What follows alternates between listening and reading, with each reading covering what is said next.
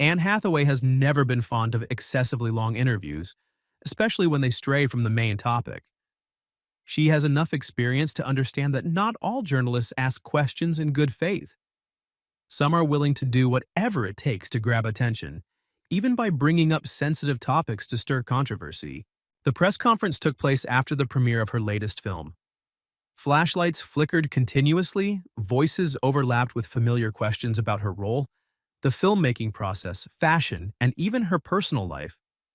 Anne was more than used to it. She knew how to stay composed and respond professionally.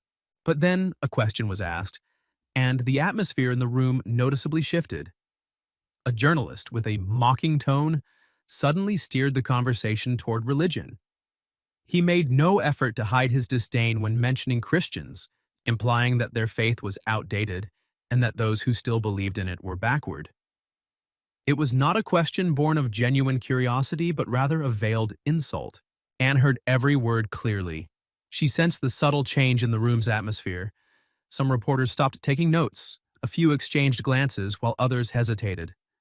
A few faint chuckles were heard, but for the most part, silence prevailed as they awaited her reaction. She was not someone who easily displayed anger in public. But in that moment, she felt not just discomfort, but a profound disappointment. Not only because of the offensive nature of the question, but because it reflected a troubling reality the way some people use their platform to spread prejudice. She didn't rush to respond. The tension in the room grew as the silence stretched on. The journalist looked smug, believing he had cornered her. But what he failed to realize was that this silence was not hesitation. It was the sign of a much stronger response. Anne slowly lifted her head, her gaze sharper than usual. She didn't need to raise her voice to command attention. Her tone was low, but every word carried unmistakable weight. "Do you really think what you just said qualifies as a question?" The silence in the room deepened. Some reporters gripped their pens tighter while the cameramen quickly adjusted their angles to capture the moment. The journalist smirked, trying to maintain his confidence. "I'm merely stating a fact. It seems like many people are abandoning outdated beliefs. Don't you see that?" Anne's expression remained unchanged. She recognized his tactic, pushing the conversation into a confrontation, trying to provoke the exact kind of reaction he wanted. But she wasn't going to fall into that trap. She saw the bigger issue the way some people wield personal opinions as weapons to belittle others. She let her gaze sweep across the room, allowing a few seconds of silence before speaking again. Her voice was steady, unwavering. "If you think insulting others is a way to ask a question, then I truly feel sorry for you." The atmosphere in the room shifted instantly. Some reporters raised their eyebrows, a few hurried to jot down her response, while others exchanged glances as if assessing the situation. The journalist hesitated for a brief moment. He hadn't expected Anne to respond with such calm yet piercing precision. Anne remained composed, but there was a quiet determination in her eyes, and she didn't stop there. She continued, "Christians, or anyone with faith, have the right to believe in what they choose. No one has the right to belittle them simply because they believe in something greater than themselves. If you were hoping for an angry reaction, I'm afraid you'll be disappointed, because true faith does not need justification." The room fell silent. No one had anticipated her response, not an attack, not an evasion, but simply a firm affirmation of an undeniable truth. She didn't raise her voice. She didn't display outrage, but it was precisely that calmness that carried more weight than any act of defiance. The journalist furrowed his brows slightly but said nothing more. In that moment, he realized he had miscalculated. He had expected Anne Hathaway to be flustered, to react defensively, or at the very least, to give a safe answer that would allow her to sidestep controversy. But instead, she had turned the situation around. Anne had just posed a much bigger question, the fine line between freedom of speech and outright disrespect. She showed no fear because to her, silence was not always the best way to protect the truth. A few hours later, social media exploded with clips capturing Anne's response, spreading at an astonishing speed. The press quickly seized on the event with headlines flooding news sites, some highlighting how Anne confronted the journalist over what was deemed a disrespectful remark about religion, while others framed her response as a lesson in respect and religious freedom. Some articles even emphasized how her sharp reply had sent shockwaves through the media. Public opinion immediately split into two opposing sides. Many praised Anne for her honesty and courage, seeing her as a symbol of respect and fairness. However, just as many criticized her, claiming she had overreacted. Certain journalists and controversy seekers suggested that this was merely a publicity stunt. Some news outlets even distorted her words, turning the incident into a heated, divisive debate. On Twitter, the hashtags "Na Arin Anne Hathaway debate" quickly climbed to the top of the trending list. Anne was no stranger to media attention. But this time, she wasn't just being pulled into a debate about faith, she had become the focal point of a broader wave of criticism, fueled not only by those who had strong opinions on religion, but also by people who saw an opportunity to ignite a larger controversy. Her phone buzzed constantly with messages from friends, colleagues, and even people she hadn't expected to hear from. Some expressed their support, while others voiced concerns about the potential fallout from her public confrontation with the press. She opened her email and found a flagged message from her manager. In the email, they emphasized that they needed to talk immediately, warning that the media narrative was beginning to shift. They urged her to call back as soon as possible. Anne wasn't surprised she had anticipated this, but that didn't make her regret what she had done. Before calling her manager, Anne opened Instagram and scrolled through the thousands of comments on her latest post. Words of support, criticism, and even malicious remarks flooded the feed.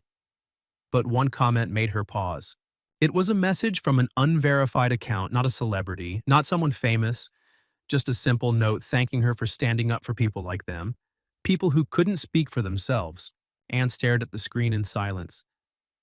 In that moment, she understood that no matter how much controversy arose, she had done the right thing. But at the same time, she also realized that this battle was far from over. The next morning, Anne woke up with a slight headache. She knew today would be anything but ordinary. News about her statement had already flooded the major headlines. It wasn't just entertainment outlets covering the story, reputable media organizations had picked it up as well. Anne didn't need to check her phone to picture the overwhelming number of articles. She could already imagine the headlines dominating the press, some criticizing her reaction at the press conference, others speculating on whether she was putting herself at risk, and even bigger questions about whether Hollywood truly embraced differing perspectives. Anne poured herself a cup of coffee and opened her email. Her inbox was overflowing with messages from her manager, business partners, colleagues, and even strangers. Some expressed their support, others remained cautious, while some didn't hesitate to criticize her. Her phone vibrated. It was a call from her manager. The moment Anne picked up, his voice came through with a hint of tension, telling her she had truly stirred up a storm. Anne sighed, leaned back in her chair, and admitted that she knew. Her manager didn't say she was wrong, but he asked a question that made her pause. Did she know who had called him that morning?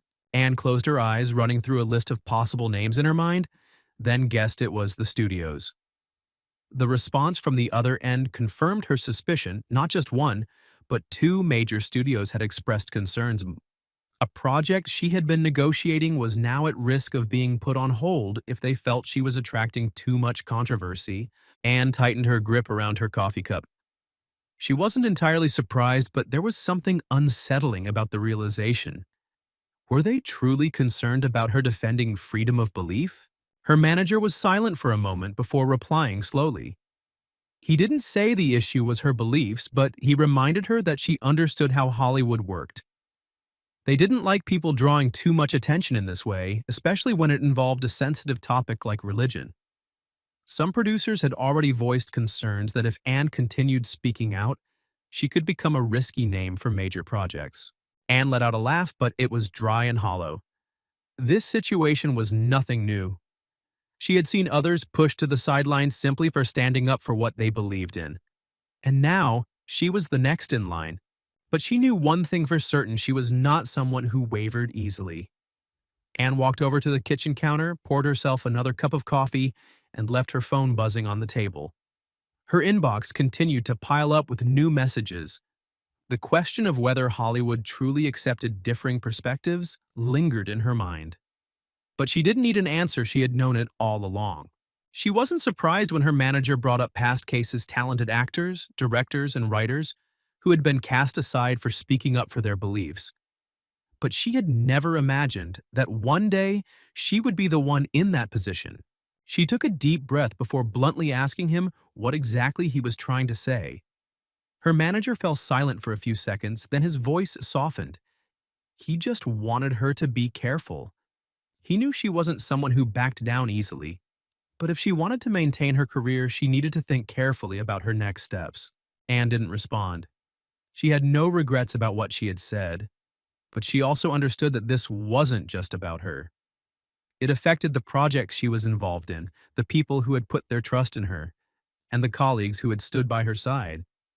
She took a sip of coffee, deep in thought, before lowering her voice and acknowledging that she understood the situation.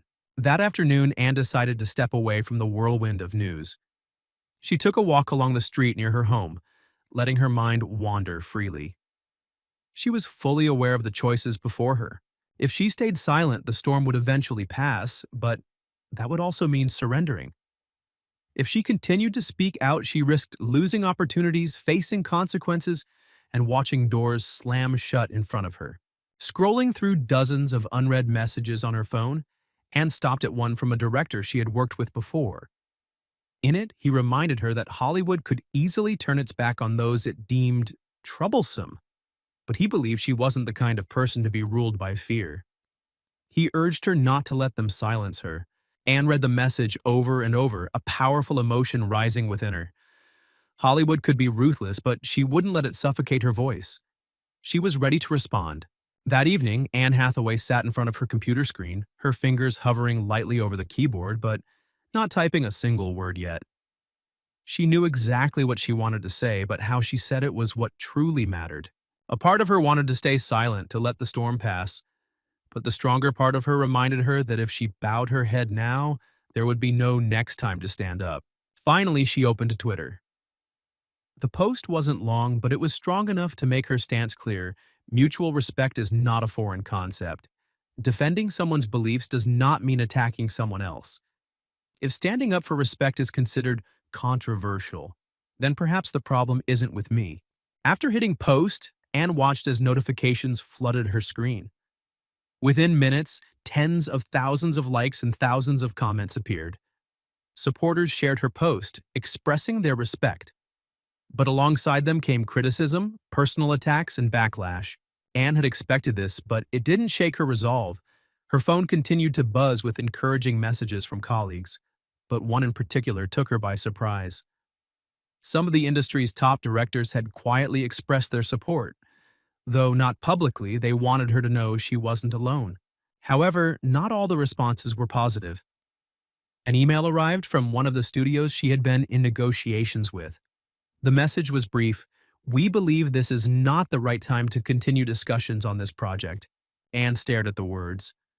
A major opportunity had just slipped away. She set her phone down and closed her eyes for a few seconds, but when she opened them again, she knew if they were willing to turn their backs on her simply because she stood up for something right, then perhaps that wasn't a place she belonged. In the days that followed, Anne Hathaway's name continued to dominate the media. Some outlets attempted to paint a different image of her, an actress stirring up trouble, a celebrity who didn't know when to stay silent, someone recklessly jeopardizing her own career over a debate. But they hadn't anticipated one thing. The wave of support behind her only grew stronger. People in the industry began to ask questions. Was Hollywood becoming too sensitive about issues that shouldn't be avoided? Why was an actress defending religious freedom suddenly considered controversial? Gradually, directors who had once been hesitant began to openly voice their support. Anne received a flood of messages and emails from colleagues, from fans, from actors who had once been afraid of the pressures of the media. Then one day, she got a call. On the other end of the line, a familiar voice, one belonging to a director she deeply respected, spoke. He told her he had a script for her, a story about a strong character, one worth telling. And he insisted that no one was more suited for the role than her. Anne closed her eyes and took a deep breath. She understood that this was not just a replacement opportunity for the project she had lost. This was a statement, a confirmation that there were people in the industry willing to embrace those who dared to stand by their beliefs. Hollywood might turn its back on those who challenged it, but it also had its share of brave individuals, people who weren't afraid to stand up, to create change. Anne opened her eyes, a faint smile crossing her lips. She knew she had made the right choice,